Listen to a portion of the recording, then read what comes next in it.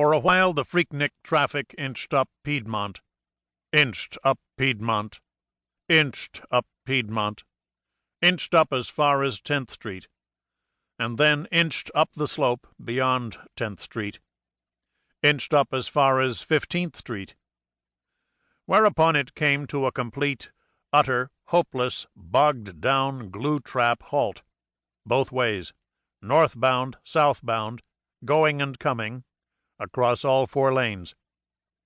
That was it. Nobody was moving on Piedmont Avenue, not anywhere, not any which way.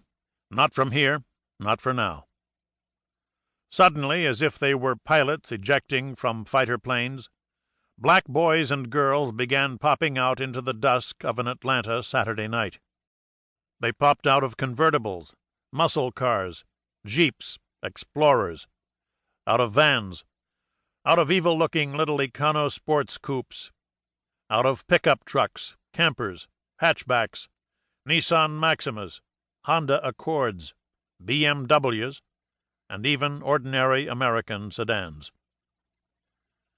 Roger Too White, and in that moment this old nickname of his, Roger Too White, which he had been stuck with ever since Morehouse, came bubbling up, uninvited, into his own brain. Roger Too White stared through the windshield of his Lexus, astonished.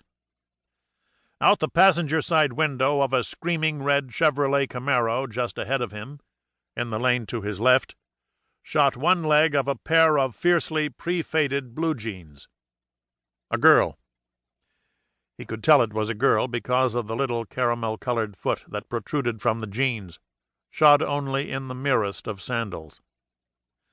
Then, much faster than it would take to tell it, out the window came her hip, her little bottom, her bare midriff, her tube top, her wide shoulders, her long wavy black hair with its heavenly auburn sheen. Youth. She hadn't even bothered to open the door. She had come rolling out of the Camaro like a high jumper rolling over the bar at a track meet. As soon as both feet touched the pavement of Piedmont Avenue, she started dancing, thrusting her elbows out in front of her and thrashing them about, shaking those lovely little hips, those tube-topped breasts, those shoulders, that heavenly hair. "Ram your booty! Ram your booty!" A rap song was pounding out of the Camaro with such astounding volume, Roger Too White could hear every single vulgar intonation of it even with the Lexus's windows rolled up. "How am I supposed to love her? Catch her mackin' with the brothers," sang or chanted or recited, or whatever you were supposed to call it, the guttural voice of a rap artist named Dr. Rammer Doc Doc, if it wasn't utterly ridiculous to call him an artist.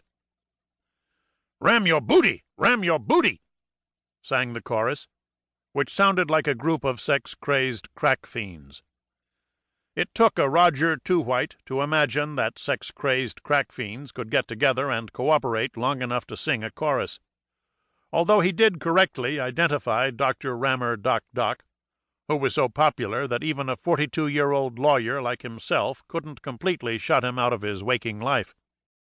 His own tastes ran to Mahler and Stravinsky, and he would have gladly majored in music history at Morehouse, except that music history hadn't been considered too great a major for a black undergraduate who wanted to get into the University of Georgia Law School. All of that, compressed into a millisecond, blipped through his mind in this moment, too.